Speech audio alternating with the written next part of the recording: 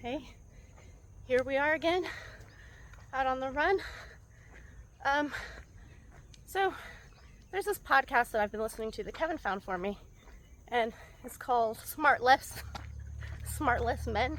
I don't know if men is part of the title or not, but it's Will Arnett, Jason Bateman, and Sean Hayes, and these are all comedic celebrities, and so they basically get other celebrities on the show. It started during COVID, but basically, like, they didn't have an idea for the show. They just started it because everyone was stuck at home, and they have agents, and their agents can get other famous people to do these Zoom calls with them. So that's, the basis for the show. But something that I found kind of interesting is elements in which I can relate. I'm not an actor, I'm not a celebrity, but there are these things I can relate to. So one is something that kind of connects to what I was talking about yesterday, which is Kevin and I for a long time have been kind of comparing the popularity of 3-round entertainment Muay Thai to Marvel movies. Like, I like Marvel movies. I go see them. I enjoy them. I like the characters. I like, mostly I like them. They're not like my favorite movies, but they're good. They're not going to change your life. They're probably not going to be like your favorite movie, but you might have a favorite movie among all the Marvel movies or something like that. This is what this 3-round Muay Thai is like to me. This is like Marvel movies. In that, it's kind of taken over everything. You don't want all cinema to be Marvel movies, even if you really like Marvel movies. And then, even for actors, and this is the same with Muay Thai, the Muay Thai industry was kind of really struggling. Cinema, the movie industry was really struggling. And then Marvel is really what has injected a lot of power back into cinema and back into the movie industry. But it's this monkey's paw thing that I'm always talking about cool, except that's the only thing you can do now. It's the only thing that's getting greenlit. It's the only thing that, your favorite actors are gonna be in. It's the only thing that's getting money.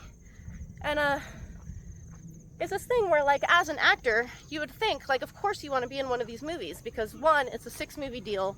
It's millions and millions of dollars. It's lots of exposure. Everyone loves them. You're gonna be working for a number of years. And this all sounds really good, right? But then, again, it's this monkey's paw situation where it's okay, so now you've been cast as Iron Man or something. What else are you going to do? You're not going to be Iron Man and do, these independent movies. And you get kind of stuck into a contract. In the last Guardians of the Galaxy that I watched, oh man, that movie looked like everyone was really done with those characters and really done with that franchise, and they just really didn't want to be there. It's a really, really rough one. Even though it's about Rocket, I actually really like Rocket. I should really like this movie, but it kind of came off rough. I'm not trying to just shit talk about Marvel all the time. I'm trying to make a comparison here. And I bring up this podcast because it confirms the feelings I have about Marvel, because these are actors talking about Marvel and how it's this positive thing because it's injecting, interest and money and business back into the film industry. Nobody goes to theaters for comedy anymore. There's no comedies anymore. You barely go to the cinema for anything other than Marvel movies anymore. And so these guys are kind of confirming what I was already thinking about in that comparison. And I think it's nice to be confirmed. But there's also this other part, which is they're talking to Sigourney Weaver, who I love. I really love Sigourney Weaver.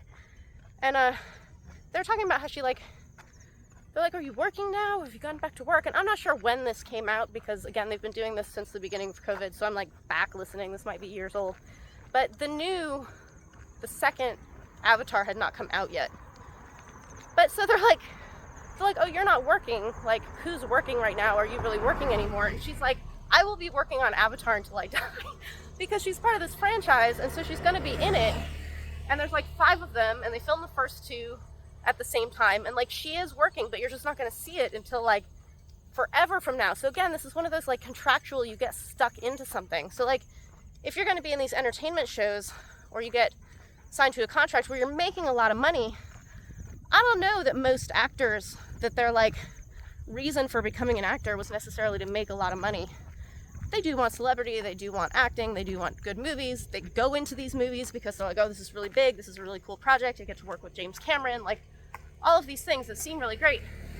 But then you're also stuck in this contract that is not your art form. Like, they don't do green screen. They do those, like, I don't know, motion capture. It's like, I don't know that a lot of actors are super into that. Like, that they're like, that was what they were imagining when they wanted to get into this. And this, to me, when people ask me why I don't fight on entertainment shows, because why would you not want to be on them? They're the biggest shows on the planet. Everyone watches them. Everyone loves them. That's it. It's not what I look at as the art of why I got into this. Like, what I love about Muay Thai, what I continue to love about Muay Thai, what I loved about Muay Thai from the start, it's not in there. And so, you know, it's not necessarily snobbery. I like Marvel movies, but it's like that's not what I got into this art form for. And there's a second part of this, which is a totally separate thing, but it comes from the podcast. So I'm going to talk about it anyway. They're talking to Willem Dafoe. Weird dude. In franchises, like he's in one of those Spider-Man movies or something, but also like one of the weirdest actors ever. Like he has made so many amazing small movies, and he's so weird. Like, I like that. Like, I want to be kind of the weird one. I want to be like the weird little Yodmoy if I can ever make it to Yodmoy. But Jason Bateman was asking him if he ever watches his work. Like, do you watch your movies when you're done with them? Which is an interesting question, you know? I think actors have this whole thing where they're like, oh, I can't watch myself, or oh, I love watching myself, or whatever the thing is. But Willem said something very interesting to me, which is he said, yes, he does watch it, but he doesn't watch it as a movie the way the audience would. He watches it the way you would watch a home movie, and he remembers what it was like filming that scene or what was happening. And I was like, that's how I watch my fights. I do voiceover for my fights, and so I'm talking about what's actually happening in the fight. But when I watch my fights, I'm not like, oh, did I do good? Did I do this? I'm watching it like a home movie. Like, I remember what that fight was about, what everything around that fight was like, you know, what was happening around the ring, what Carhot was yelling at me about, how nervous Diesel Noy was making me, like, all these different things. That to me is really cool. Like, when other people watch my fights, I'm not entirely sure what people are looking at when they're watching my fights. I don't even know entirely what people are looking at when they watch fights. But, like, when I watch my fights, I watch it like Willem Dafoe's talking about this, like, home movie kind of thing. And then, when I watch fights, like, the kind of fights that I like to watch, 5-round Muay Thai, love watching festival fights. This dog wants to bite me. I see him every day. I know. He would love to just rip me up. No. But, like, when I watch really, really good fights, like festival fights or, like, 5-round or, like, camel fights.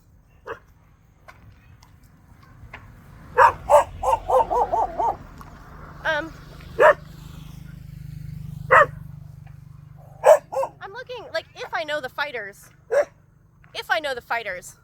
I'm looking at them in the context of, like, how I know them as fighters. Bro, every day, just go home. Shh, kapan.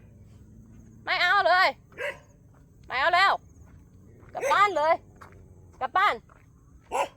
Yeah. So, like, I like to watch fighters in the context of how I know that fighter. If I've never seen the fighter before, then I'm just looking at the context of the two in the ring, how their styles work together. Oftentimes, when Kevin and I see someone who looks terrible in space, like, they look like so uncomfortable, like they've never even been in a ring before, but they look like they're probably not the first time they've ever been there, but they're just super, super awkward. Usually we're like, okay, this is a Muay Thai fighter. And in these early rounds when they have to hang back, it's just, they look terrible. Like, it's like a frog out of water. But then by round 3, when they can start turning, you're like, that's what that is. That's a Muay Thai fighter. And I love seeing that progression. I really like that. I love narratives. I love how fighters have to change within a fight. With gambling, you're trying to tell a story. You're trying to not show all your cards too early. You're also trying to, like, make good on the checks that you write early. Can't write a check early and not cash it. This kind of stuff. Like, I've had to learn how to do that in my fights over the years. I have messed up a lot of my fights because I didn't know how to do this stuff. And it took me years and years and years to be able to do it. And I don't want to then go into a format where that doesn't matter, you know? Like, I I know that the people who are in Marvel movies are very, very good actors, and so this is making a joke about it, even though I know these people are very good actors. But I remember Jessica Alba, I think, was like going to quit acting after one of these not great Fantastic Four movies, because she was supposed to cry in a scene, and she like wasn't quite getting the tears, and she's like, just give me a minute, and they're like, oh, we'll just fix it in post. And she's like, why the fuck am I here? Like, if you're just gonna like CGI my emotion onto me, like, what am I doing here? What am I doing? And I feel like I'm kind of in that position where I'm like, I've spent all this time, all this energy, so much emotional, mental, like, fatigue and effort, and fucking, I've worked really hard to improve in a lot of these areas, to then have what's needed be like something I could do in my first 10 fights or something. I don't know, it's really sad to me. It's one of those like, we'll fix it in post kind of things. But it is also one of these things where like, it is the two people in the scene who make something happen. So like, you can take a very good actor and put them in a completely ridiculous role, and they can find a way to do that well. Perfect example of this, if you guys have never seen Rock of Ages, Tom Cruise this is one of my favorite roles that Tom Cruise ever has played. That and like his role in Magnolia are like on par with how incredible they are. And one is a completely ridiculous movie, completely ridiculous role, but what he brought to it was really amazing. And so I do give room to people being able to bring absolutely incredible things into very difficult circumstances. Yeah. Those are my thoughts while I'm running today. I'm gonna get back into it. I keep looking for puppies. I can't find these puppies. I don't know who this dog is. Hey, baby. I found puppies back here like a couple weeks ago, and then I couldn't find them again, and I've been so upset. I saw them one more time. They'd like moved over this way. But, ooh, in Thailand, when you're looking for a puppy that you're gonna like take home from the street, you gotta grab them right then and there, because they don't stay in the same spot for a very long time.